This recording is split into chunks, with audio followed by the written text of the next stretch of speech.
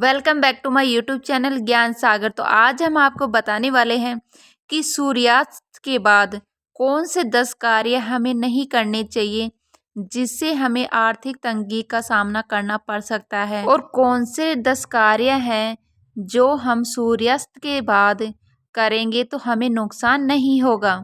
तो चलिए वीडियो को लेकर चलते हैं आगे। इससे पहले अगर आप हमारे चैनल पर नए हैं तो प्लीज़ सब्सक्राइब कर लीजिएगा और वीडियो हमारा अच्छी लगी तो लाइक कर दीजिएगा।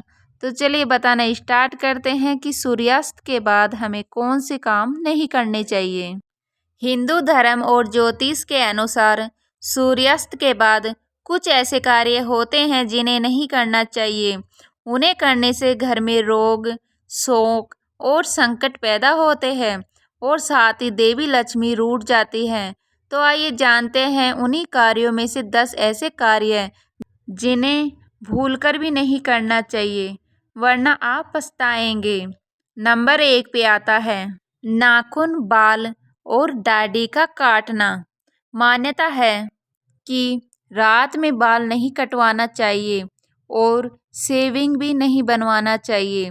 इससे जहां नकारात्मक असर होता है वहीं कर्ज भी बढ़ता है। और इसके अलावा नाखून भी हमें नहीं काटने चाहिए। नंबर 2 पे आता है दूध पीना। जी हाँ, सूर्यास्त के समय रात में दूध भी नहीं पीना चाहिए क्योंकि दूध की तासीर ठंडी होती है। नंबर 3 पे आता है पेड़ पौधों को छूना या उसमें पानी डालना। सूर्यास्त के बाद पेड़ पौधों को नहीं छूना चाहिए। उनके पत्ते तोड़ना या उन्हें पानी देना सही नहीं माना जाता है। मान्यता के अनुसार वे सूर्यास्त के बाद सो जाते हैं। सूर्यास्त के बाद भूलकर भी तुलसी के पौधे को स्पर्श नहीं करना चाहिए। नंबर 4 पे आता है सूर्यास्त के बाद स्नान करना। कई लोग 2 समय स्नान करते हैं, सूर्योदय के बाद और सूर्यास्त के बाद।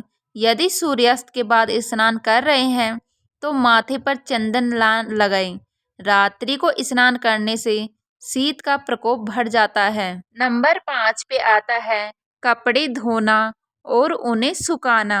सूर्यास्त के बाद कपड़े धोना और सुखाना सही नहीं माना जाता है। इससे आसमान से नकारात्मक ऊर्जा प्रवेश कर जाती है।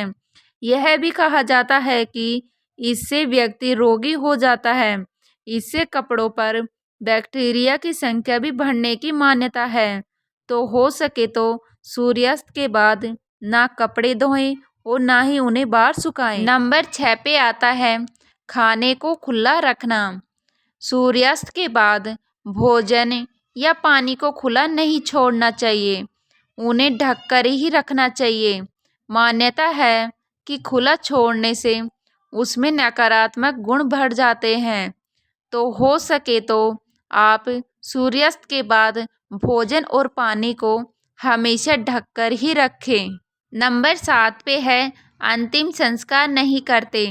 गरुड़ पुराण के अनुसार सूर्यास्त के बाद अंतिम संस्कार किया जाता है तो मरने वाले को परलोक में कष्ट भोगने पड़ते हैं। अगले जन्म में उसके अंगों में खराबी आ सकती है। तो अंतिम संस्कार सूर्यास्त के बाद बिल्कुल भी ना करें। नंबर 8 पे आता है सूर्यास्त के बाद दही या चावल का सेवन ना करें। सूर्यास्त के बाद दही का सेवन करना भी वर्जित है। दही का दान भी नहीं करते। दही का संबंध शुक्र ग्रह से है और शुक्र को धन वैभव का प्रदाता माना गया है। सूर्यास्त के समय या सूर्यास्त के बाद दही का दान करने से सुख समृद्धि चली जाती है। इसी तरह सूर्यास्त के बाद चावल का सेवन भी नहीं किया जा सकता है। जैन धर्म के अनुसार सूर्यास्त के बाद भोजन नहीं करना चाहिए क्योंकि इससे रोग बढ़ते हैं। इसके और भी कई नुकसान होते हैं। नंबर 9 पे आता है सूर्यास्त के बाद झाड़ू पोछा नहीं लगाते हैं। मान्यता अनुसार सूर्यास्त के बाद घर में झाड़ू या पोछा साफ सफाई नहीं करनी चाहिए। सूर्यास्त के बाद झाड़ू लगाने से धन हानि होने लगती है। नंबर 10 पे आता है सोना वर्जित है। सूर्यास्त के ठीक बाद या सूर्यास्त के समय सोना वर्जित माना गया है।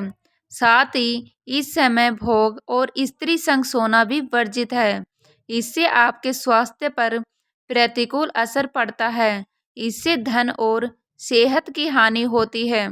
शास्त्रों में सूर्यास्त का समय पूजन वंदन के लिए निश्चित किया गया है। सूर्यास्त के बाद अंतिम संस्कार करना, तुलसी के पौधे को छूना, दही और चावल का सेवन करना सबसे बड़ा नुकसान माना जाता है, जिसकी भरपाई बहुत ही कठिन होती है। इससे देवी लक्ष्मी माँ सदा के लिए रूठ जाती है। इसके अलावा सूर्यास्त के समय चौखट पर कभी ना बैठें और हल्दी भी किसी को ना दें। वेद शास्त्रों का अध्ययन भी नहीं करना चाहिए और तुलसी के पौधे पर जल भी नहीं चढ़ाना चाहिए।